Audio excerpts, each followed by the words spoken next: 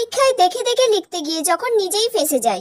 যা কোয়েশ্চেন এসেছে মোটামুটি আমি তো কিছুই পারবো না, কি যে করব। বাবা, দিশা এবারে ওরকম খাতাটা খুলে লিখছে, কি ব্যাপার? ও তো ওরকম খাতা খুলে লেখে না, নিশ্চয়ই আমাকে দেখাবে বলে ওরকম ভাবে লিখছে।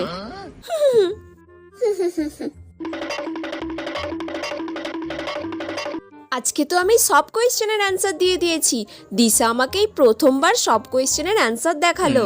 দিশা মনে হয় খুব ভালো মেয়ে হয়ে গেছে। রে দিশা, আজকে তুই ওরকম খাতাটা খুলে খুলে লিখছিলিস? তুই তো সবসময় চাপা দিয়ে লিখিস। হ্যাঁ, চাপা দিয়ে লিখে কি করব? আজকে তো চাপা দিয়ে লেখার কোনো দরকারই ছিল না, কারণ 4টে সেটের কোয়েশ্চেন হয়েছে। তোর কাছে যে কোয়েশ্চেন পড়েছে আমার কাছে তো সেই কোয়েশ্চেন পড়বে না নিশ্চয়ই, কারণ আমরা দুজন পাশাপাশি বসেছি। কোয়েশ্চেন যখন এক নয় তখন চাপা দিয়ে লেখার কোনো দরকারই নেই। বলে আমি যে ওর খাতাটা পুরো কপি করলাম, আবার পরীক্ষায় ফেল।